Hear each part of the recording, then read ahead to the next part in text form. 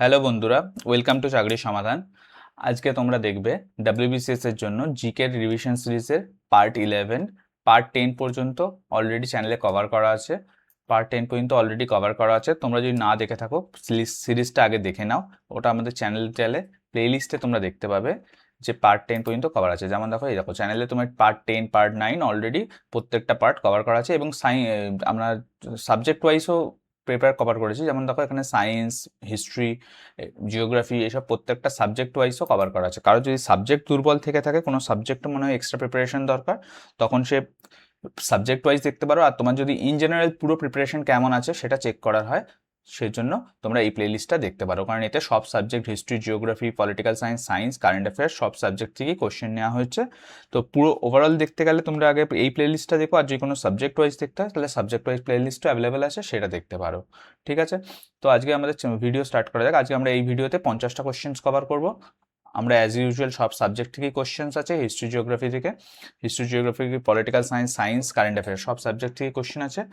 তোমরা প্রত্যেকটা কোশ্চেন নিজেরা অ্যাটেম্প্ট করার চেষ্টা করবে এবং কমেন্টে জানাবে তোমাদের কতগুলো কোশ্চেন রাইট হয়েছে। ঠিক আছে, এবং কোনো ভিডিওর ব্যাপারে কোনো সাজেশন, ফিডব্যাক দেওয়ার থাকলে কমেন্ট করে অবশ্যই জানিও। ভিডিওটা ভালো লাগলে লাইক করো। স্টার্ট করা যাক। দেখো ফার্স্ট কোশ্চেন, দেখো কি আছে আজকের।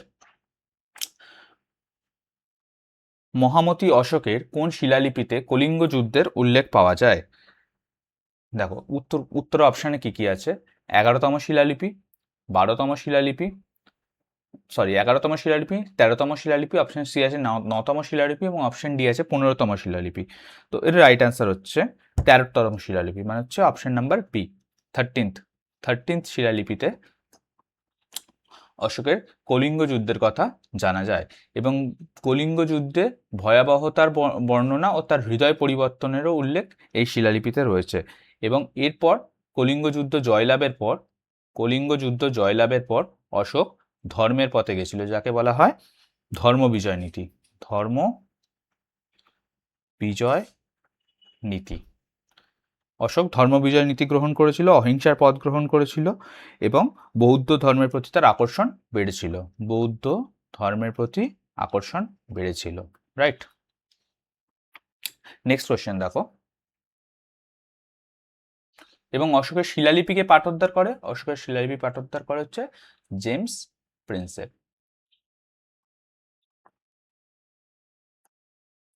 নেক্সট দেখো, ইখতিয়ার উদ্দিন মোহাম্মদ বিন বখতিয়ার খিলজি কোন সেনাপতিকে পরাজিত করে গৌড় দখল করে? অপশান দেখো, এ হচ্ছে লক্ষণ সেন, বি আছে বল্লাল সেন, সি আছে বিজয় সেন এবং ডি আছে সামন্ত সেন। তো ইখতিয়ার উদ্দিন মোহাম্মদ বিন বখতিয়ার খিলজি, অপশান এ যেটা আছে লক্ষণ সেনকে পরাজিত করে গৌড় দখল করে। গৌড়ের অ্যাকচুয়াল নাম কি এখন? আগে যেটাকে গৌড় বলা হতো, এখন সেটা সেই জায়গাটাকে কি বলা হয়? নদিয়া। নদিয়াকেই আগে গৌড় বলা হতো। ঠিক, এটা জানা উচিত তোমাদের। এবং কত খ্রিস্টাব্দে এটা হয়েছিল? 1204 খ্রিস্টাব্দে। 1204 খ্রিস্টাব্দে ইখতিয়ার উদ্দিন মোহাম্মদ বিন বখতিয়ার খিলজি সেন বংশের শেষ রাজা লক্ষণ সেনকে পরাজিত করে গৌড় দখল করেছিল এবং বাংলায় মুসলিম শাসনের সূচনা করেছিল। ঠিক আছে, বাংলায় মুসলিম শাসনের সূচনা করেছিল। এখান থেকেই বাংলায় মুসলিম শাসন স্টার্ট হয়েছিল। এর সাল কত ছিল? 1204। ঠিক, নেক্সট দেখো, ভারতের কোন নদী অববাহিকা কপিলধারা জলপ্রপাত অবস্থিত? ভারতের কোন নদীর অববাহিকায় কপিলধারা জলপ্রপাত অবস্থিত? অপশন এ দেখো নর্মদা, অপশন বি আছে তাপ্তি, অপশন সি আছে গঙ্গা, অপশন ডি আছে মহানদী। ঠিক আছে, এর মধ্যে রাইট আনসার হচ্ছে নর্মদা। নর্মদা নদীর ওপর কপিলধারা জলপ্রপাত অবস্থিত। কপিলধারা জলপ্রপাত অবস্থিত। এবং নর্মদা নদী মধ্যপ্রদেশে গতিপথে, মধ্যপ্রদেশে অ্যাকচুয়ালি এই কপিলধারা জলপ্রপাত অবস্থিত। কোথায় অবস্থিত? মধ্যপ্রদেশে। নর্মদা নদী কোথা থেকে উৎপত্তি হয়েছিল? নর্মদা নদী উৎপত্তি হয়েছে অমরকণ্টক থেকে। অমরকণ্টক। এবং কোথায় গিয়ে পতিত হয়েছে? পতিত হয়েছে আরব সাগরে। আরব সাগর। ঠিক আছে, নর্মদা নদী একটি পশ্চিম বাহিনী নদী। পশ্চিম বাহিনী নদী। এইগুলো তোমাদের জেনে রাখা দরকার। ঠিক আছে, নেক্সট দেখো, নেক্সট কোশ্চেন বলছে এল নিনো বায়ুমণ্ডলীয় চাপ কিসের সঙ্গে সম্পর্কিত, এল নিনো কিসের সঙ্গে সম্পর্কিত? কোশ্চেন আছে এল নিনো কিসের সাথে সম্পর্কিত? অপশন এ আছে বায়ুমণ্ডলীয় চাপ, অপশন বি আছে সমুদ্রপৃষ্ঠের তাপমাত্রা, অপশন সি আছে বৃষ্টিপাত এবং অপশন ডি আছে বায়ু প্রবাহ। তো এগুলোর মধ্যে এল নিনো প্রশান্ত মহাসাগরের একটি জলবায়ুগত ঘটনা বিশেষ। ঠিক আছে, এটি নিরক্ষীয় এবং পূর্ব প্রশান্ত মহাসাগরের সমুদ্রপৃষ্ঠের জলের অস্বাভাবিক উষ্ণতা বৃদ্ধিকে বোঝায়। সমুদ্রপৃষ্ঠের জলের অস্বাভাবিক তাপমাত্রা বৃদ্ধিকে বোঝায়। ঠিক আছে, এবং ভারতে এল নিনোর প্রভাবে সাধারণত দক্ষিণ পশ্চিম মৌসুমী বায়ুর বৃষ্টিপাত কমে যেতে পারে এবং খরার সম্ভাবনা বাড়ে। ভারতে এল নিনোর প্রভাবে কি হয়? খরার সম্ভাবনা বাড়ে। ঠিক আছে, দক্ষিণ পশ্চিম মৌসুমী বায়ুর বৃষ্টিপাত কমে যায়, সুতরাং খরার পরিমাণ বাড়তে পারে। ঠিক আছে, এবং এল নিনো এবং লা নিনা, এল নিনো এবং লা নিনা এই দুটোকে একসঙ্গে এনসো বলা হয়, এনসো। ঠিক আছে, এনসো। সো রাইট অ্যান্সার হচ্ছে সমুদ্রপৃষ্ঠের তাপমাত্রা। নেক্সট দেখো, ভারতের সংবিধানের কত নম্বর অনুচ্ছেদে সাম্যের অধিকার বর্ণিত হয়েছে? অপশন এ আছে 13 থেকে 17, অপশন বি আছে 14 থেকে 18, অপশন সি আছে 15 থেকে 19 এবং অপশন ডি আছে 16 থেকে 20। তো ভারতের সংবিধানের 14 থেকে 18 নম্বর ধারায় সাম্যের অধিকার বর্ণিত হয়েছে। ঠিক আছে, 14 থেকে 18, অপশন বি হচ্ছে রাইট আনসার। 14 থেকে 18 নম্বর ধারায় রাইট টু ইকুয়ালিটি বা সাম্যের অধিকার বর্ণিত হয়েছে। রাইট টু ইকুয়ালিটি কিসের part? Right to equality fundamental রাইটসের পার্ট, ফান্ডামেন্টাল রাইটসের পার্ট। ঠিক আছে, আমাদের কতগুলো এখন বর্তমানে ফান্ডামেন্টাল রাইটস আছে? 6টা। তার মধ্যে ফার্স্টেরটাই হচ্ছে রাইট টু ইকুয়ালিটি। ঠিক আছে, রাইট টু ইকুয়ালিটি। তোমরা যদি আগের পার্টগুলো না দেখে থাকো, আগের পার্টে দেখবে। আগের পার্টে আমি এগুলো নিয়ে ডিটেলসে ডিসক্রাইব করেছি, কোন পার্টটা কোথা থেকে নেওয়া হয়েছে এক্সেট্রা, এবং কোন পার্টটার কি ইম্পর্টেন্স। ঠিক আছে, এখানে অপশন হচ্ছে 14 থেকে 18, আর্টিকেল নাম্বার 14 থেকে 18 ভেতর সাম্যের অধিকার বা রাইট টু ইকুয়ালিটি ভারতের সংবিধানে বর্ণনা করা আছে। নেক্সট কোয়েশ্চেন দেখো, বলছে কোন সংসদীয় কমিটির কাজ মূলত সরকারি অর্থের অপচয় রোধ করা? কোন সংসদীয় কমিটির কাজ হচ্ছে সরকারি অর্থের অপচয় রোধ করা? অপশন এ হচ্ছে প্রাক্কলন কমিটি, অপশন বি আছে public accounts committee, option C আছে বিশেষাধিকার কমিটি, অপশন ডি আছে জাস্টিস কমিটি। তো এগুলোর মধ্যে রাইট অ্যান্সার হচ্ছে পাবলিক অ্যাকাউন্টস কমিটি, যাকে পিএসসি বলা হয়, পাবলিক অ্যাকাউন্টস কমিটি। এর কাজ হচ্ছে সরকারি অর্থের অপচয় রোধ করা। এবং পাবলিক অ্যাকাউন্টস কমিটি কতজন মেম্বার নিয়ে তৈরি হয়? পাবলিক অ্যাকাউন্টস কমিটি 22 জন মেম্বার নিয়ে তৈরি হয়। তার মধ্যে 15 জন আসে হচ্ছে লোকসভা থেকে এবং 7 জন আসে হচ্ছে রাজ্যসভা থেকে। 7 জন আসে কোথা থেকে? রাজ্যসভা থেকে। ঠিক আছে, এবং পাবলিক অ্যাকাউন্টস কমিটির মেইন কাজ হচ্ছে সরকারি অর্থ সংসদের অনুমোদন অনুযায়ী ব্যয় হচ্ছে কিনা তা দেখা, নাম্বার 1। নাম্বার 2 হচ্ছে সরকারি ব্যয়ে অনিয়ম, অপচয়, দুর্নীতি এইসবগুলো রোধ করা। এবং অপশন 3 হচ্ছে সিএজির রিপোর্ট পরীক্ষা করা। সিএজি মানে কি? Controller and auditor general of India. সিএজির যে রিপোর্ট হয় সেটা পরীক্ষা করার কাজ হচ্ছে পাবলিক অ্যাকাউন্টস কমিটির। নেক্সট কোশ্চেন দেখো, প্লাস্টার অফ প্যারিসের রাসায়নিক নাম কি? প্লাস্টার অফ প্যারিসের রাসায়নিক নাম কি? অপশন এ হচ্ছে calcium sulphate hemihydrate, option B আছে calcium sulphate dihydrate, option C আছে ক্যালসিয়াম কার্বনেট এবং অপশন ডি আছে সোডিয়াম সালফেট। তো এগুলোর মধ্যে রাইট অ্যান্সার হচ্ছে ক্যালসিয়াম সালফেট ডাইহাইড্রেট। এটা হচ্ছে প্লাস্টার অফ প্যারিসের রাসায়নিক নাম। এর সংকেতটা কি দেখে নাও, লেখা আছে CaSO4 এবং H2O, 1/2 H2O, মানে CaSO4 এবং 1/2 H2O। এটা হচ্ছে ক্যালসিয়াম সালফেট হেমিডাইড্রেটের, এটা অপশন হেমিডাইড্রেটের রাসায়নিক সংকেত। ঠিক আছে, অপশন বি না, অপশন এ হচ্ছে রাইট অ্যান্সার।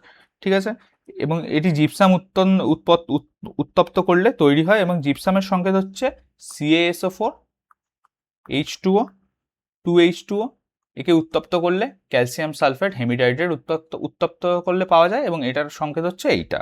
ঠিক আছে, প্লাস্টার অফ প্যারিস। নেক্সট দেখো, বলছে কোয়ান্টাম তত্ত্বের প্রবক্তা কে? কোয়ান্টাম তত্ত্বের প্রবক্তা কে? অপশন এ আছে অ্যালবার্ট আইনস্টাইন, অপশন বি আছে ম্যাক্স প্ল্যাঙ্ক, অপশন সি আছে নিলস বোর এবং অপশন ডি আছে রাদারফোর্ড। তো এর মধ্যে কোয়ান্টাম তত্ত্বের প্রবক্তা হচ্ছে ম্যাক্স প্ল্যাঙ্ক। ম্যাক্স প্ল্যাঙ্ক হচ্ছে 1900 সালে কোয়ান্টাম থিওরি বা কোয়ান্টাম তত্ত্বের প্রবর্তক। কোয়ান্টাম থিওরি বা কোয়ান্টাম তত্ত্বের প্রবর্তক, তাকে বলা হয় ফাদার অফ কোয়ান্টাম থিওরিও বলা হয়। ঠিক আছে, ম্যাক্স প্ল্যাঙ্ক হচ্ছে রাইট অ্যান্সার। নেক্সট দেখো, ভারতের অর্থনীতির জন্য উদারীকরণ, বেসরকারীকরণ এবং বিশ্বায়ন বা এলপিজি মডেল কবে প্রবর্তিত হয়? অপশন এ দেখো 1980, অপশন বি আছে 1991, অপশন সি আছে 1995 এবং অপশন ডি আছে 2001। তো এইগুলোর মধ্যে রাইট অ্যান্সার হচ্ছে 1991, অপশন বি। 1991-এ এলপিজি প্রবর্তিত হয়। লিবারালাইজেশন, প্রাইভেটাইজেশন এবং globalisation. Liberalisation, privatisation and globalisation. এলপিজির ফুল ফর্ম হচ্ছে লিবারালাইজেশন, প্রাইভেটাইজেশন এবং গ্লোবালাইজেশন। 1991 সালের অর্থনৈতিক নীতিতে পিভি নরসিমহা রাও সরকার, মানে হচ্ছে প্রধানমন্ত্রী কে ছিল? পিভি নরসিমহা রাও। তিনি এলপিজি মডেল চালু করেন। তখনকার ফাইন্যান্স মিনিস্টার কে ছিল? তৎকালীন ফাইন্যান্স মিনিস্টার ছিল ডক্টর মনমোহন সিং। ডক্টর মনমোহন সিং ছিল তখন ফাইন্যান্স মিনিস্টার। ঠিক আছে, নেক্সট দেখো, রেপো রেট বৃদ্ধি হলে বাজারের উপর কি প্রভাব পড়ে? অপশন এ আছে টাকা সরবরাহ বাড়ে, অপশন বি টাকা সরবরাহ কমে, অপশন সি আছে মুদ্রাস্ফীতি বাড়ে এবং অপশন ডি আছে কোনো প্রভাব পড়ে না। দেখো রেপো রেটটা কি, আগে দেখো রেপো রেট কে সেট করে? রেপো রেট সেট করে হচ্ছে RBI, reserve bank of India. কোথায় সেট করে? আরবিআই যে মনিটারি পলিসি আসে বাই মান্থলি, তাতে হচ্ছে আরবিআই রেপো রেট সেট করে। রেপো রেটে শুধু কি রেপো রেট সেট করে না, রেপো রেটের সঙ্গে reverse repo rate, CLR, SLR এবং অনেক রেট থাকে, সেগুলোকে হচ্ছে আরবিআই সেট করে। কেন সেট করে? বাজারে মুদ্রার পরিমাণ নিয়ন্ত্রণ করার জন্য, মানে হচ্ছে বাজারে টাকার পরিমাণ নিয়ন্ত্রণ করার জন্য, মুদ্রাস্ফীতি নিয়ন্ত্রণ করার জন্য, মানে ইনফ্লেশন নিয়ন্ত্রণ করার জন্য হচ্ছে রেপো রেট কমায় বা বাড়ায়। এবার রেপো রেটটা কি জিনিস? রেপো রেট হচ্ছে যেই হারে কোনো কমার্শিয়ালাইজ ব্যাংক আরবিআই এর থেকে লোন পায়, সেই রেটটাকেই বলা হয় রেপো রেট। ধরো এসবিআই আরবিআই এর কাছে গিয়ে 10,000 কোটি টাকা নিল, 10,000 কোটি টাকা অ্যাজ লোন নিল, ঠিক আছে, লোন হিসাবে নিল। তখন আরবিআই একটা ইন্টারেস্ট রেট নেবে, ধরো 3.5% বা 5.2%, কিছু একটা ইন্টারেস্ট রেট নিল, সেটাকেই বলা হয় রেপো রেট।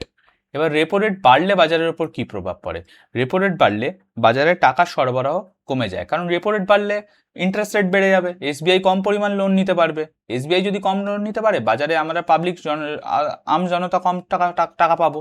সেই জন্য রেপো রেট বাড়লে বাজারে টাকার সরবরাহ কমে যায় এবং রেপো রেট কমলে টাকা সরবরাহ বেড়ে যায়। ঠিক আছে, যেহেতু ব্যাংক কম ঋণ নিতে পারছে, সেজন্য সাধারণ জনতাও কম টাকা পায়। ঠিক আছে, এই জন্য রেপো রেটের সঙ্গে এইভাবে বাজারে মুদ্রাস্ফীতি নিয়ন্ত্রণ করে আরবিআই। এবং রেপো রেট, বর্তমানে রেপো রেট কত? কারেন্ট রেপো রেট হচ্ছে 5.25%, 5.25%। ঠিক, নেক্সট দেখো, কোন ভারতীয় অ্যাথলিট গোল্ডেন বয় নামে পরিচিত? অপশন এ আছে Neeraj Chopra, option B Milkha Singh, option C আছে হিমা দাস এবং অপশন ডি আছে পিটি উষা। তো এগুলোর মধ্যে রাইট অ্যান্সার হচ্ছে নীরজ চোপড়া। নীরজ চোপড়া ভারতের অ্যাথলেটিক্স জগতে গোল্ডেন বয় নামে পরিচিত। কেন গোল্ডেন বয় নামে পরিচিত? তিনি অলিম্পিক্সে 2টো মেডেল জিতেছে, একটা হচ্ছে 2020 টোকিও অলিম্পিক্সে গোল্ড এবং 2024-এর প্যারিস অলিম্পিকে সিলভার, রাইট? সেই জন্য নীরজ চোপড়াকে ভারতের অ্যাথলেটিক্স জগতে গোল্ডেন বয় নামে পরিচিত। নেক্সট কোয়েশ্চেন দেখো, মীর কাসিম কবে রাজধানী মুর্শিদাবাদ থেকে মুঙ্গেরে স্থানান্তরিত করেন? অপশান এ আছে 1760, অপশান বি আছে 1762, অপশান সি আছে 1763 এবং অপশান ডি আছে 1764। তো এগুলোর মধ্যে রাইট অ্যান্সার হচ্ছে অপশান বি। অপশান বি হচ্ছে রাইট অ্যান্সার। 1762, 1762 সালে মীর কাসিম রাজধানী মুর্শিদাবাদ থেকে মুঙ্গেরে স্থানান্তরিত করেছিল। এবার কেন করেছিল? ব্রিটিশ ইস্ট ইন্ডিয়া কোম্পানির প্রভাব থেকে দূরে থাকার জন্য। ব্রিটিশ ইস্ট ইন্ডিয়া কোম্পানির প্রভাব থেকে দূরে থাকার জন্য, মানে বাঁচার জন্য, এবং সেনাবাহিনীকে শক্তিশালী করার জন্য। 1 নম্বর এটা। 2 নম্বর হচ্ছে আর্মিকে আরো শক্তিশালী এবং আধুনিক করে তোলার জন্য। এবং 3 নম্বর কারণ ছিল প্রশাসনিক এবং সামরিক কর্মকাণ্ড আরো স্বাধীনভাবে পরিচালনা করার জন্য। প্রশাসনিক এবং কর্মকাণ্ড আরো স্বাধীনভাবে পরিচালনা করার জন্য, ইংরেজদের প্রভাব থেকে মেনলি দূরে থাকার জন্য 1762 সালে মীর কাসিম রাজধানী মুঙ্গেরে স্থানান্তরিত করেছিল। নেক্সট কোয়েশ্চেন দেখো, কোন যুদ্ধে সিরাজউদ্দৌলা পরাজিত হন? অপশান এ আছে পলাশির যুদ্ধ, অপশান বি বক্সারের যুদ্ধ, অপশান সি আছে পানিপথের যুদ্ধ এবং অপশান ডি আছে বন্দিবাসের যুদ্ধ। এটা খুব রাইট, সোজা কোশ্চেন। 1757 সালে 23 জুন 23 জুন পলাশির যুদ্ধে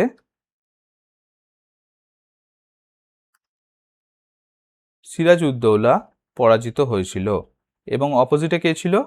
ইস্ট ইন্ডিয়া কোম্পানির হয়ে লর্ড ক্লাইভ। এবং এই যুদ্ধের মাধ্যমেই ভারতে ব্রিটিশ ইস্ট ইন্ডিয়া কোম্পানির রাজত্ব শুরু হয়েছিল। ঠিক আছে, নেক্সট কোশ্চেন দেখো, ভারতের বৃহত্তম ম্যানগ্রোভ অরণ্য কোথায় অবস্থিত? অপশান এ দেখো Orissa, option B Paschimbanga, option C Andhra Pradesh এবং অপশান ডি হচ্ছে গুজরাট। তো ভারতের সবচেয়ে বড় ম্যানগ্রোভ অরণ্য, যার নাম হচ্ছে সুন্দরবন। তোমরা জানো সুন্দরবন কোথায় অবস্থিত? সুন্দরবন পশ্চিমবঙ্গে অবস্থিত, রাইট? সুন্দরবন পশ্চিমবঙ্গে অবস্থিত। সুন্দরবনের কিছুটা অংশ পশ্চিমবঙ্গে অবস্থিত এবং কিছুটা অংশ বাংলাদেশে অবস্থিত। এটি কোন নদীর বদ্বীপ? সুন্দরবন হচ্ছে গঙ্গা, ব্রহ্মপুত্র এবং মেঘনা নদীর বদ্বীপ অঞ্চল। ঠিক আছে, সুন্দরবন কিসের জন্য বিখ্যাত? সুন্দরবন রয়্যাল বেঙ্গল টাইগারের জন্য বিখ্যাত। এবং সুন্দরবনকে কত সালে ইউনেস্কো ওয়ার্ল্ড হেরিটেজ সাইট করা হয়? 1987। ঠিক আছে, এবং 1989-এ সুন্দরবনকে বায়োস্ফিয়ার রিজার্ভ হিসাবেও ঘোষণা করা হয়। সুন্দরবন হলো পশ্চিমবঙ্গের বৃহত্তম ম্যানগ্রোভ অরণ্য। পশ্চিমবঙ্গ তথা ভারতেরও বৃহত্তম ম্যানগ্রোভ অরণ্য হচ্ছে সুন্দরবন।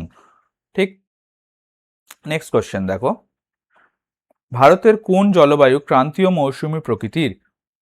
অপশান এ আছে উত্তর ভারত, অপশান বি দক্ষিণ ভারত, অপশান সি আছে সমগ্র ভারত এবং অপশান ডি আছে উপদ্বীপীয় ভারত। তো এগুলোর মধ্যে রাইট অ্যান্সার হচ্ছে সমগ্র ভারত। ভারতের ভৌগোলিক অবস্থানের কারণে ভারত ক্রান্তীয় মৌসুমী জলবায়ু প্রকৃতির অন্তর্ভুক্ত। এবং মৌসুমী বায়ুর প্রভাবে কি কি হয় এবং ক্রান্তীয় মৌসুমী প্রকৃতির হলে তাতে কি কি ক্যারেক্টারিস্টিক, মানে কি কি বৈশিষ্ট্য থাকে? নাম্বার 1 হচ্ছে ঋতুভেদে বৃষ্টিপাতের পরিবর্তন হয়। মৌসুমী বায়ুর প্রভাবে ঋতুভেদে, মানে প্রত্যেকটা আলাদা ঋতুতে বৃষ্টিপাতের পরিবর্তন হয়। ঠিক আছে, নাম্বার 2 হচ্ছে গ্রীষ্মকালে দক্ষিণ পশ্চিম মৌসুমী বায়ু বৃষ্টি নিয়ে আসে এবং বর্ষাকালের সূচনা হয়। নাম্বার সি দেখো কি কি আছে, শীতকালে উত্তর পূর্ব মৌসুমী বায়ু প্রবাহিত হয় এবং তাপমাত্রার তুলনামূলকভাবে বেশি এবং ঋতুভেদে বৃষ্টিপাতের তারতম্য বেশি দেখা যায়। সেই জন্য ক্রান্তীয় মৌসুমী জলবায়ুর এইগুলো হচ্ছে বৈশিষ্ট্য। ভারতের সমগ্র ভারতেই ক্রান্তীয় মৌসুমী প্রকৃতির জলবায়ু দেখতে পাওয়া যায়। অপশন সি হচ্ছে রাইট অ্যান্সার, সমগ্র ভারত। নেক্সট বলছে, কোন সংশোধনীর মাধ্যমে ভোটাধিকারের বয়স 21 থেকে কমিয়ে 18 করা হয়? অপশন এ দেখো 61, অপশন বি আছে 64, অপশন সি আছে 52 এবং অপশন ডি আছে 42। তো এইগুলোর মধ্যে রাইট অ্যান্সার হচ্ছে 1989-এ 1989 সালে 61th অ্যামেন্ডমেন্ট, কনস্টিটিউশনাল অ্যামেন্ডমেন্টে মানে 61তম সাংবিধানিক সংশোধনীর মাধ্যমে ভোটাধিকারের বয়স আগে যেটা 21 ছিল সেটা কমিয়ে 18 করা হয়েছিল। ঠিক আছে, এবং এটি কবে থেকে কার্যকর হয়েছিল? এটা কার্যকর হয়েছিল 1989 থেকে। ঠিক আছে, কনস্টিটিউশনাল অ্যামেন্ডমেন্টের নাম্বার কত ছিল? 61st constitutional amendment. ঠিক আছে, নেক্সট দেখো, এবং এটা কোন আর্টিকেল এই জিনিসটা বর্ণিত আছে? Article number 326। ইম্পর্টেন্ট, এই জিনিসটা ইম্পর্টেন্ট, এটা মাথায় রেখো। আর্টিকেল নাম্বার 326-এ ভোটাধিকারের বয়স বর্ণিত আছে। নেক্সট কোশ্চেন আছে দেখো, ভারতের রাষ্ট্রপতি কার ইস্তফাপত্র গ্রহণ করেন? Option A Lok Sabha speaker, option B উপরাষ্ট্রপতি, অপশন সি আছে প্রধানমন্ত্রী এবং অপশন ডি আছে প্রধান বিচারপতি। তো এদের মধ্যে কার ইস্তফাপত্র ভারতের রাষ্ট্রপতি গ্রহণ করেন? তো ভারতের রাষ্ট্রপতি যে হয় সে ভারতের উপরাষ্ট্রপতির ইস্তফাপত্র গ্রহণ করেন। মানে ভারতের যে ভাইস প্রেসিডেন্ট হয় সে যদি রেজিগনেশন করতে চায় তার রেজিগনেশনের লেটার কার কাছে জমা দেয়? রাষ্ট্রপতির কাছে। ঠিক আছে, এবং অনুচ্ছেদ 60 অনুযায়ী মানে আর্টিকেল নাম্বার 60 অনুযায়ী এবং আর্টিকেল 60 অনুযায়ী রাষ্ট্রপতিকে শপথ বাক্য পাঠ করানো হচ্ছে ভারতের প্রধান বিচারপতি। এটা হচ্ছে ইম্পর্টেন্ট জিনিস, এটা জেনে রাখো। প্রধান বিচারপতি অনুপস্থিত থাকলে সুপ্রিম কোর্টের জ্যেষ্ঠতম যে বিচারপতি হয় তিনি ভারতের রাষ্ট্রপতিকে শপথ বাক্য পাঠ করায়। রাষ্ট্রপতি কার কাছে শপথ নেয়? প্রধান বিচারপতির কাছে। এবং উপরাষ্ট্রপতি কার কাছে ইস্তফাপত্র গ্রহণ করে? সে হচ্ছে রাষ্ট্রপতির কাছে। নেক্সট দেখো, কোন যন্ত্রের সাহায্যে বায়ু প্রবাহের গতিবেগ মাপা হয়? অপশান এ আছে anemometer, option B barometer, option C hygrometer এবং অপশান ডি আছে থার্মোমিটার। তো এর রাইট অ্যান্সার হচ্ছে অ্যানিমোমিটার। অপশান এ হচ্ছে রাইট অ্যান্সার। অ্যানিমোমিটারে বায়ু প্রবাহের গতিবেগ মাপা হয়। অ্যানিমোমিটারে কি মাপা হয়? গতিবেগ। এর সঙ্গে আরও কয়েকটা ইম্পর্টেন্ট জিনিস দেখে রাখো। ব্যারোমিটারে কি মাপা হয়? বায়ুর চাপ। ঠিক আছে, ব্যারোমিটার হচ্ছে বায়ুর চাপের জন্য। হাইগ্রোমিটারে কি মাপা হয়? হাইগ্রোমিটারে মাপা হয় বায়ুর আর্দ্রতা। আর্দ্রতা মাপার জন্য হাইগ্রোমিটার ইউজ হয়। এবং সিসমোগ্রাফ কিসের জন্য ইউজ হয়? একই জিনিস, সিসমোগ্রাফ ইউজ হয় ভূমিকম্পের তীব্রতা মাপার জন্য। ঠিক আছে, এই সব কটাই হচ্ছে ইম্পর্টেন্ট। তোমাদের যদি ভিডিওটা ভালো লেগে থাকে প্লিজ চ্যানেলটা সাবস্ক্রাইব করে দিও, এবং প্লেলিস্টে এরকম আরও 10টা ভিডিও কভার করা আছে। সাবজেক্ট ওয়াইজ যদি দেখতে চাও সাবজেক্ট ওয়াইজও আলাদা প্লেলিস্ট করা আছে, কিন্তু এগুলো হচ্ছে কম্বাইন যদি দেখতে চাও কম্বাইনের আলাদা প্লেলিস্ট আছে এবং সাবজেক্ট ওয়াইজ আলাদা প্লেলিস্ট আছে, সেইটা চ্যানেলে গিয়ে দেখতে পারো। নেক্সট কোশ্চেন দেখো কি বলছে, হৃৎপিণ্ডের আবরণীকে কি বলা হয়? অপশান এ আছে pleura, option B pericardium, option C আছে মেনিনজাস এবং অপশান ডি আছে পেরিটোনিয়াম। তো হৃৎপিণ্ডের বাইরের আবরণীকে অপশান এ বি পেরিকার্ডিয়াম বলা হয়। হৃৎপিণ্ডের বাইরের আবরণীকে কি বলা হয়? পেরিকার্ডিয়াম। এবং প্লুরা কি? প্লুরা হচ্ছে ফুসফুসের আবরণী, ফুসফুসের বাইরের আবরণী। ঠিক আছে, ফুসফুসের বাইরের আবরণীকে কি বলা হয়? প্লুরা। এবং মেনিনজাস কি? মেনিনজাসটা হচ্ছে মস্তিষ্ক এবং শুষুণাকাণ্ডের আবরণী। একইভাবে পেরিটোনিয়ামটা কি? পেরিটোনিয়াম হচ্ছে উদর গহ্বরের আবরণী। সবকটাই ইম্পর্টেন্ট। আমার কোশ্চেনের হিসেবে উত্তর কি হবে? হৃৎপিণ্ডের আবরণী হচ্ছে পেরিকার্ডিয়াম। বাকি অপশানগুলো কিসের আবরণী সেটাও বলে দিলাম। তো দেখছো প্রত্যেকটা কোশ্চেনের সাথে আমরা যে অ্যাডিশনাল ইনফরমেশনগুলো কভার করছি সেগুলোও খুব ইম্পর্টেন্ট, এগুলো থেকেও কোশ্চেন আসতে পারে। সুতরাং সমগ্র ভিডিওটা ভালো করে দেখো এবং বাকি যে ভিডিওগুলো অ্যাভেলেবেল আছে চ্যানেলে ওইগুলো দেখে নিও। নেক্সট কোশ্চেনে যাই, চলো নেক্সট কোশ্চেন কি বলছে।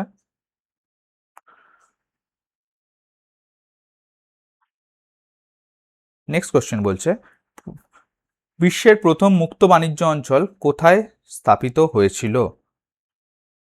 অপশন এ আছে ভারত, অপশন বি হচ্ছে আমেরিকা, অপশন সি চীন এবং অপশন ডি হচ্ছে সিঙ্গাপুর। তো মুক্ত বাণিজ্য অঞ্চল বলতে কি বোঝায়? মুক্ত বাণিজ্য অঞ্চল বলতে বোঝা হচ্ছে স্পেশাল ইকোনমিক জোন বা এসইজেড। ভারতে অনেকগুলোই এসইজেড আছে। তা এখানে কোশ্চেনে বলছে বিশ্বের প্রথম মুক্ত বাণিজ্য অঞ্চল কোথায় তৈরি হয়েছিল? বিশ্বের প্রথম মুক্ত বাণিজ্য অঞ্চল তৈরি হয়েছিল চীনের শেনজেন শহরে। চীনের শেনজেন শহরে বিশ্বের প্রথম মুক্ত বাণিজ্য অঞ্চল তৈরি হয়েছিল। কত সালে হয়েছিল? 1959-এ। ঠিক আছে, এটাকে ফ্রি ট্রেড জোনও বলা হয়।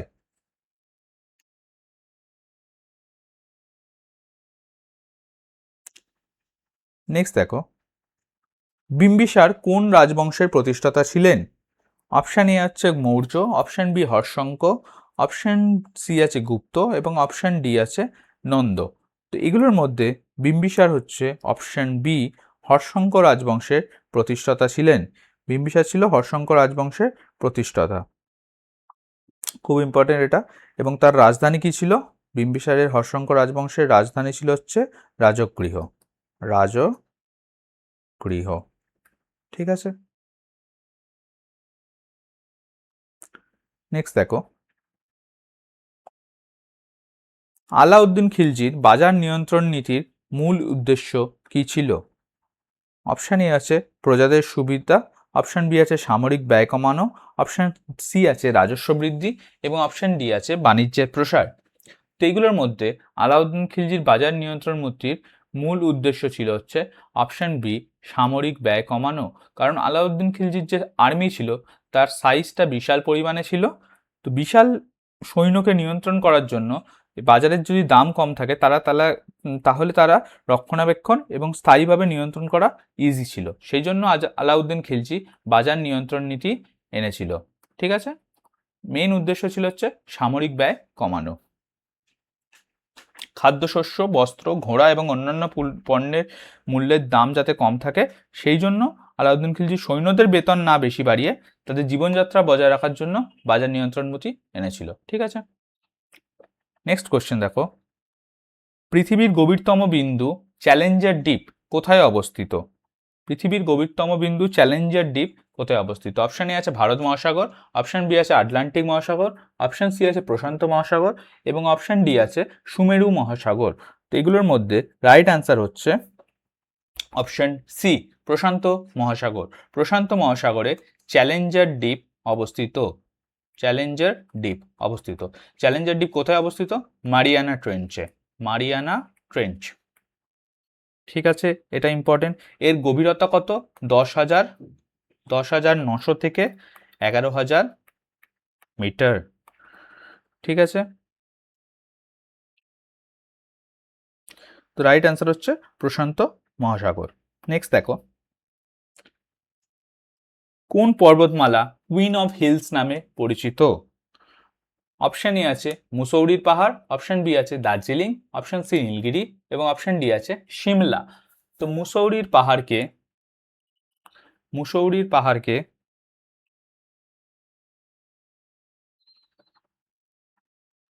এখানে মুসৌরির পাহাড় না, এটা রাইট অ্যান্সার হবে হচ্ছে নীলগিরি। নীলগিরি হচ্ছে এটা রাইট অ্যান্সার না, এটা রাইট অ্যান্সার না। কুইন অফ হিলস বলা হয় নীলগিরিকে। নীলগিরির বিখ্যাত শহর উটি, একে কুইন অফ হিলস বলা হয়। নীলগিরি পর্বত কোথায় অবস্থিত? নীলগিরি পর্বত তামিলনাড়ু, কেরালা এবং কর্ণাটকে অবস্থিত। একেই কুইন অফ হিলস বা পাহাড়ের রানী বলা হয়। পাহাড়ের রানী। ঠিক, নেক্সট দেখো, ভারতের প্রথম আইনমন্ত্রী কে ছিলেন? Option A Jawaharlal Nehru, option B doctor B R Ambedkar, option C হচ্ছে সর্দার বল্লভভাই প্যাটেল এবং অপশান ডি আছে মৌলানা আজাদ।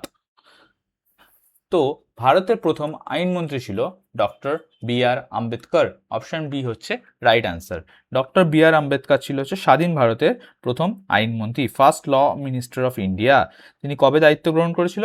15ই আগস্ট 1947। 15ই আগস্ট 1947 দায়িত্ব গ্রহণ করেছিল। এবং বি আর আম্বেদকরকে আরো একটা কি জিনিস বলা হয় ইম্পর্টেন্ট হচ্ছে chief architect of the constitution, chief architect of the কনস্টিটিউশনও বলা হয় বি আর আম্বেদকরকে। এবং জওয়াহরলাল নেহরু কে ছিল ইন্ডিয়ার ফার্স্ট প্রাইম মিনিস্টার।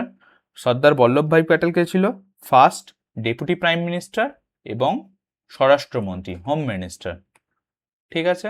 এবং মৌলানা আবুল কালাম আজাদ কে ছিল ফার্স্ট এডুকেশন মিনিস্টার। নেক্সট দেখো, রাজ্যসভার সভাপতি কে হয়? অপশন এ রাষ্ট্রপতি, অপশন বি প্রধানমন্ত্রী, অপশন সি উপরাষ্ট্রপতি এবং অপশন ডি হচ্ছে স্পিকার। তো রাজ্যসভার সভাপতি সবসময় যে উপরাষ্ট্রপতি হয় সেই পদাধিকার বলে ডিফ্যাক্টো বা পদাধিকার বলে রাজ্যসভার চেয়ারম্যান হয় বা স্পিকার হয়। ঠিক আছে। এবং রাজ্যসভা হচ্ছে আমাদের পার্লামেন্টারি সিস্টেম, তার দুটো হাউস, একটা হচ্ছে লোয়ার হাউস যাকে বলা হয় লোকসভা, একটা হচ্ছে আপার হাউস যাকে বলা হয় রাজ্যসভা। ঠিক।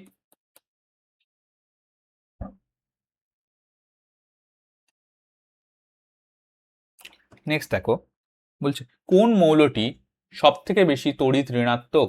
অপশন এ আছে fluorine, option B oxygen, option C chlorine এবং অপশন ডি আছে নাইট্রোজেন। তো এদের মধ্যে রাইট অ্যান্সার হচ্ছে ফ্লোরিন এ হচ্ছে রাইট অ্যান্সার। ফ্লোরিন হচ্ছে সবচেয়ে বেশি নেগেটিভ চার্জ। কেন সবচেয়ে বেশি নেগেটিভ চার্জ? কারণ পর্যায় সারণীতে ফ্লোরিন হচ্ছে সবচেয়ে বেশি তড়িৎ ঋণাত্মক মৌল। ঠিক আছে। সবার আগে পর্যায় সারণীতে কি আসে? ফ্লোরিন, তারপর অক্সিজেন, তারপর ক্লোরিন এবং লাস্টে হচ্ছে নাইট্রোজেন। ঠিক আছে। সেই জন্য ফ্লোরিন যেহেতু সবার আগে আসছে, সেই জন্য ফ্লোরিন সবচেয়ে বেশি তড়িৎ ঋণাত্মক মৌল। নেক্সট দেখো, মানুষের দাঁতের এনামেল কি দ্বারা গঠিত? Option A calcium phosphate, option B calcium carbonate, option C sodium fluoride এবং অপশন ডি হচ্ছে ম্যাগনেসিয়াম। তো এগুলোর মধ্যে রাইট অ্যান্সার হচ্ছে অপশন এ ক্যালসিয়াম ফসফেট। দাঁতের এনামেল ক্যালসিয়াম ফসফেট বা হাইড্রক্সিল অ্যাপিটাইট দ্বারা গঠিত। হাইড্রক্সিল অ্যাপিটাইট বা ক্যালসিয়াম ফসফেট দ্বারা দাঁতের এনামেল গঠিত। এবং মানুষের শরীরেরও হাড়েরও মেইন উপাদান হচ্ছে ক্যালসিয়াম ফসফেট। যদি বলে হাড়ের মেইন উপাদান কি, তখনও ক্যালসিয়াম ফসফেট। দাঁতের ক্ষয় রক্ষা করতে কি কাজ করে? তখন অপশন হবে ফ্লোরাইড দাঁতের ক্ষয় রোধ করতে কাজ করে। নেক্সট বলছে নাবার্ড কিসের সাথে সম্পর্কিত? নাবার্ড হচ্ছে অপশন এ আছে কৃষি ঋণ, অপশন বি শিল্প ঋণ, অপশন সি গৃহ ঋণ এবং অপশন ডি আছে শিক্ষা ঋণ। ঠিক আছে। আগে দেখো নাবার্ডের পুরো কথা কি। নাবার্ডের পুরো কথা হচ্ছে national bank for agriculture and rural development. ঠিক আছে। দেখতে পাচ্ছ এখানে এগ্রিকালচার কথাটা আছে, এগ্রিকালচার মানে হচ্ছে কৃষি। তো নাবার্ড কৃষি ঋণের সাথে যুক্ত। ঠিক আছে। এবার নাবার্ড কত সালে তৈরি হয়েছিল? 1982-তে। নাবার্ডের হেডকোয়ার্টার কোথায়? নাবার্ডের হেডকোয়ার্টার হচ্ছে মুম্বাইতে। ঠিক আছে। এবং নাবার্ডের মেইন কাজ কি? কৃষি, ক্ষুদ্র শিল্প, কুটির শিল্প এবং গ্রামীণ উন্নয়নের জন্য ঋণ ও আর্থিক সহায়তা প্রদান করা। ঠিক। নেক্সট দেখো, কোশ্চেন বলছে মুদ্রাস্ফীতির জন্য কোনটি দায়ী? অপশন এ হচ্ছে চাহিদার আধিক্য, অপশন বি আছে যোগানের ঘাটতি, অপশন সি আছে উৎপাদনের খরচ বৃদ্ধি এবং অপশন ডি আছে উপরের সবকটি।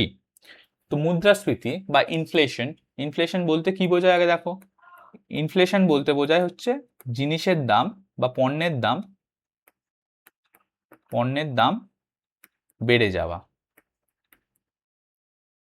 ঠিক আছে।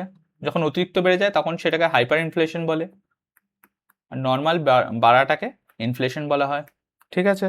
এবার দেখো মুদ্রাস্ফীতির কি কি কারণ হতে পারে। চাহিদার আধিক্য, মানে চাহিদা বেড়ে গেলে দাম বাড়ে, অবশ্যই বাড়ে। যোগানের ঘাটতি, পণ্যের যদি অভাব হয়ে যায় বাজারে তখন দাম বাড়ে, ঠিক কথা। উৎপাদনের খরচ বৃদ্ধি, কাঁচামাল, মজুরি, জ্বালানি এইসবের খরচ বাড়লে জিনিসের দাম অবভিয়াসলি বেড়ে যায়। তো এইগুলো বাড়লেও জিনিসের দাম বাড়ে। তো উত্তর হচ্ছে উপরের সবকটি, প্রত্যেকটার জন্যই বাজারে জিনিসের দাম বাড়ে, সেই জন্য মুদ্রাস্ফীতির জন্য সবকটিই দায়ী। নেক্সট দেখো, বলছে ভারতের বর্তমান নির্বাচন কমিশনার কে। এই অপশনগুলো আউটডেটেড অপশন আছে। রাজীব কুমার না, ভারতের বর্তমান নির্বাচন কমিশনারের নাম হচ্ছে জ্ঞানেশ কুমার। জ্ঞানেশ কুমার, ঠিক। এবং ভারতের নির্বাচন কমিশন বা ইলেকশন কমিশন কিভাবে গঠিত। ইলেকশন কমিশনে একজন মেন চিফ ইলেকশন কমিশনার থাকে এবং দুজন সাধারণ নির্বাচন কমিশনার থাকে, ঠিক আছে। এবং বর্তমানে যে দুজন জেনারেল ইলেকশন কমিশনার আছে তাদের নাম কি। অপশন এ হচ্ছে ওই প্রথম জনের নাম হচ্ছে সুখবীর সিং এবং দ্বিতীয় জনের নাম হচ্ছে বিবেক যোশী। বিবেক যোশী। এবং জ্ঞানেশ কুমার হচ্ছে ভারতের বর্তমান প্রধান নির্বাচন কমিশনার। নেক্সট দেখো, কোন সম্রাটের আমলে ফাহিয়েন ভারতে আসেন। কোন সম্রাটের আমলে ফাহিয়েন ভারতে আসেন। অপশন এ আছে সমুদ্রগুপ্ত, অপশন বি আছে দ্বিতীয় চন্দ্রগুপ্ত, অপশন সি আছে অশোক এবং অপশন ডি আছে কনিষ্ক।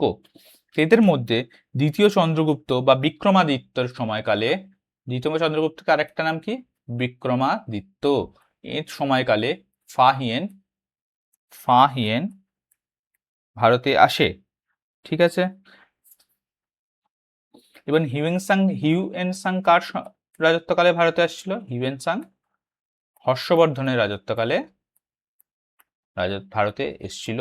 তোমরা আমাকে কমেন্টে বলো যে মেগাস্থেনিস কার সময়কালে ভারতে এসেছিল। মেগাস্থেনিস কার সময়কালে ভারতে এসেছিল। এবং ফাহিনের যে লেখালেখি সেখান থেকে কি জানা যায়, তার ভ্রমণ বৃত্তান্ত থেকে গুপ্ত যুগের সমাজ ধর্ম সম্পর্কে গুরুত্বপূর্ণ তথ্য জানা যায়। নেক্সট দেখো, মীর জাফর কত সালে বাংলার নবাব হন। অপশন এ 1757, অপশন বি হচ্ছে 1760, অপশন সি হচ্ছে 1764 এবং অপশন ডি আছে 1765। তো মীর জাফর পলাশির যুদ্ধের পর সিরাজউদ্দৌলা হেরে গেলে, পলাশির যুদ্ধ কার কার মধ্যে হয়েছিল, সিরাজউদ্দৌলা এবং versus British East India company, right. তো এখানে সিরাজউদ্দৌলা হেরে যায়, ব্রিটিশ ইস্ট ইন্ডিয়া কোম্পানি জিতে যায় এবং British East India company Mir জাফরকে বাংলার নবাব করেছিল। তো কত সালে হয়েছিল পলাশির যুদ্ধ, 1757 সালের 23শে জুন। তো 1757 সালেই মীর জাফর বাংলার নবাব হয়, ঠিক আছে। ব্রিটিশ ইস্ট ইন্ডিয়া কোম্পানির সমর্থনে তিনি বাংলার নবাব হয়ে।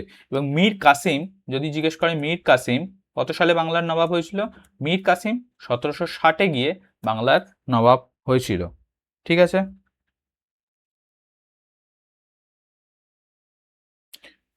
নেক্সট কোশ্চেন হচ্ছে, দেখো কি আছে, ভারতের উচ্চতম বাঁধ কোনটি।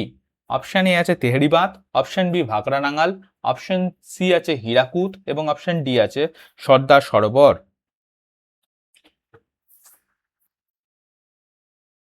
তো সঠিক উত্তর হচ্ছে অপশন এ তেহরি বাঁধ।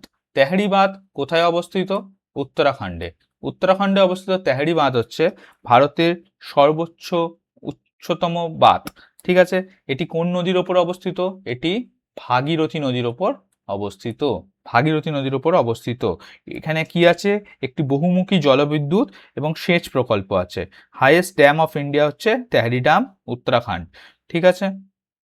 এর উচ্চতা কত, এর উচ্চতা হচ্ছে 260.5 মিটার, 260.5 মিটার। নেক্সট দেখো, বলছে কোন শহরকে ভারতের কমলালেবুর শহর বলা হয়। অপশন এ আছে Nagpur, option B Darjeeling, option C Shimla এবং অপশন ডি আছে কুর্গ। তো এদের মধ্যে মহারাষ্ট্রের নাগপুরকে ভারতের কমলালেবুর শহর বলা হয়? নাগপুর কোথায় অবস্থিত? মহারাষ্ট্র ভেতর অবস্থিত। ঠিক আছে, একেই ভারতের কমলালেবু শহর বা orange city of India, orange city of India বলা হয়। ঠিক আছে, তো রাইট অ্যান্সার হচ্ছে নাগপুর। এবং দার্জিলিংকে কি বলা হয়? Queen of hills.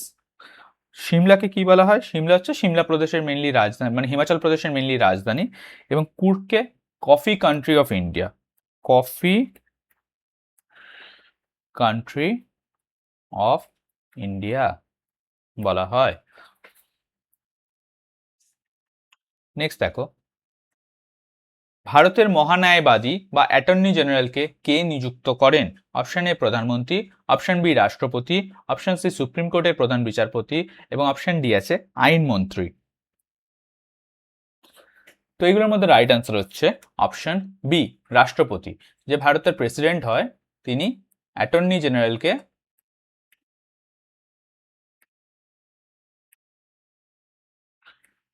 জেনারেলকে নিয়োগ করে। অ্যাটর্নি জেনারেল হচ্ছে highest law officer of India, highest law officer of India মানে হচ্ছে ভারতের সর্বোচ্চ আইনি কর্মকর্তা। তিনি কেন্দ্রীয় সরকারকে আইনগত পরামর্শ দেন। এবং এই যে জিনিসটা অ্যাটর্নি জেনারেল, এটা আর্টিকেলের কোন অনুচ্ছেদে বর্ণিত আছে? Article number 76। আর্টিকেল নাম্বার 76-এ অ্যাটর্নি জেনারেলের কথা লেখা আছে। ঠিক আছে, অ্যাটর্নি জেনারেলের কথা কোথায় লেখা আছে? Article number 76-এ। নেক্সট দেখো, সংসদের যৌথ অধিবেশনে সভাপতিত্ব কে করে? অপশন এ রাষ্ট্রপতি, অপশন বি লোকসভার অধ্যক্ষ, অপশন সি উপরাষ্ট্রপতি এবং অপশন ডি হচ্ছে প্রধানমন্ত্রী। তো সংসদের যে যৌথ অধিবেশন হয় মানে জয়েন্ট সেশন, যেখানে লোকসভা রাজ্যসভা দুটোই পার্টিসিপেট করে, তার মধ্যে সভাপতিত্ব করে হচ্ছে লোকসভার স্পিকার। লোকসভার যে স্পিকার হয় তিনি জয়েন্ট অধিবেশনে সভাপতিত্ব করে এবং আর্টিকেল নাম্বার 108 অনুযায়ী এটা হয়। আর্টিকেল নাম্বার 108 অনুযায়ী লোকসভার স্পিকার সংসদের যৌথ অধিবেশনে সভাপতিত্ব করে। এবং স্পিকার অনুপস্থিত থাকলে লোকসভার যে ডেপুটি স্পিকার হয়, স্পিকার যদি না উপস্থিত থাকে তখন ডেপুটি স্পিকার যে হয় লোকসভার, ডেপুটি স্পিকার অফ লোকসভা তখন সভাপতিত্ব করে। ঠিক আছে, তিনিও যদি অনুপস্থিত থাকে তখন গিয়ে রাজ্যসভার যে ডেপুটি স্পিকার হয় সে সভাপতিত্ব করে। ঠিক আছে, এবং যৌথ অধিবেশন যে জয়েন্ট সিটিং হয় সেটাকে কে আহ্বান করে, মানে ডাকে কে? জয়েন্ট সিটিং ডাকা হচ্ছে রাষ্ট্রপতি। জয়েন্ট সিটিং একমাত্র রাখতে পারে হচ্ছে রাষ্ট্রপতি। ঠিক আছে, নেক্সট দেখো, কোন ভিটামিনের অভাবে স্কারভি রোগ হয়? Option A vitamin A, option B vitamin B, option C vitamin C এবং অপশন ডি হচ্ছে ভিটামিন ডি। তো এর রাইট অ্যান্সার হচ্ছে option C vitamin C. Vitamin C, vitamin C যার রাসায়নিক নাম হচ্ছে অ্যাসকর্বিক অ্যাসিড, অ্যাসকর্বিক অ্যাসিড এর অভাবে স্কারভি রোগ হয়। স্কারভি রোগ কি? সাধারণত মাড়ির সমস্যা। তো ভিটামিন সি হচ্ছে রাইট অ্যান্সার। এবার ভিটামিন এর অভাবে কি রোগ হয়? রাতকানা, রাতকানা রোগ হয় ভিটামিন এর অভাবে। ভিটামিন বি এর অভাবে কি রোগ হয়? বেরি বেরি। জেনারেলি ভিটামিন বি1 এর অভাবে হয়, তো ভিটামিন বি এর অভাবে বা ভিটামিন বি1 এর অভাবে বেরি রোগ হয়। ভিটামিন সি এর অভাবে দেখলাম আমরা স্কারভি রোগ হয়। এবং ভিটামিন ডি এর অভাবে কি রোগ হয়? রিকেট রোগ হয় ভিটামিন ডি এর অভাবে। ঠিক আছে, এবং ভিটামিন সি কোথায় পাওয়া যায়? ভিটামিন সি সাধারণত লেবু বা টক জাতীয় যে কোনো ফলে পাওয়া যায়, টক জাতীয় ফলে পাওয়া যায়। নেক্সট দেখো, নেক্সট বলছে পিতল কোন দুটি ধাতুর সংকর, মানে কোন দুটি ধাতুর ক্রস করলে পিতল তৈরি হয়? অপশন এ আছে তামা ও টিন, অপশন বি তামা ও দস্তা, অপশন সি আছে লোহা ও দস্তা, অপশন ডি আছে তামা ও নিকেল। তো পিতল বা ব্রাস হলো তামা এবং দস্তার সংকর ধাতু। তামা মানে কি? কপার। দস্তা মানে কি? জিঙ্ক। তো অপশন বি হচ্ছে রাইট অ্যান্সার। তামা এবং দস্তার সংকর ধাতু হচ্ছে পিতল। ঠিক আছে, এবার দেখো আরেক 2-4টে জিনিস দেখে নাও। নাম্বার 1 হচ্ছে ব্রোঞ্জ। ব্রোঞ্জ কার কার সংকর ধাতু? ব্রোঞ্জ হচ্ছে তামা মানে কপার, আর টিনের সংকর ধাতু হচ্ছে ব্রোঞ্জ। একইভাবে German silver, German silver, German silver হচ্ছে তামা, দস্তা মানে জিঙ্ক, আর নিকেল, এই তিনটেকে সংকর করলে কি পাওয়া যায়? German silver. ঠিক আছে, তো ইম্পর্টেন্ট হচ্ছে ব্রাস আর ব্রোঞ্জ, মানে পিতল এবং ব্রোঞ্জ, এই দুটোই জিজ্ঞেস করা জেনারেলি। কপার এবং জিঙ্ক করলে পিতল পাওয়া যায়, কপার এবং টিন করলে ব্রোঞ্জ পাওয়া যায়। ঠিক আছে, নেক্সট দেখো, নেক্সট কোশ্চেন বলছে অশোকের শিলালিপি কোন লিপিতে লেখা হয়েছিল? অপশন এ আছে সংস্কৃত, অপশন বি ব্রাহ্মী, অপশন সি আছে পালি, এবং অপশন ডি আছে দেবনাগরী। তো এর মধ্যে রাইট আনসার হচ্ছে ব্রাহ্মী। অশোকের অনেকগুলো শিলালিপি ছিল, তার মধ্যে ফেমাস হচ্ছে ফার্স্ট, সেকেন্ড, ফোর্থ, 13th, এইসব শিলালিপিগুলো হচ্ছে ফেমাস। তো এগুলোর অধিকাংশই ম্যাক্সিমামগুলোই ব্রাহ্মী ভাষায় রচিত। অপশন বি হচ্ছে রাইট আনসার। অশোকের ম্যাক্সিমাম শিলালিপি কোন ভাষায় রচিত? ব্রাহ্মী ভাষায় রচিত। ঠিক আছে, শিলালিপি ব্রাহ্মী লিপিতে রচিত, সরি, এবং ভাষা হচ্ছে প্রাকৃত, প্রাকৃত ভাষা এবং ব্রাহ্মী লিপিতে রচিত। ঠিক আছে, এবং উত্তর পশ্চিম অঞ্চলে খরষ্টি লিপি পাওয়া যায়। ঠিক আছে, অশোকের শিলালিপি হচ্ছে প্রাকৃত ভাষা এবং ব্রাহ্মী লিপিতে রচিত।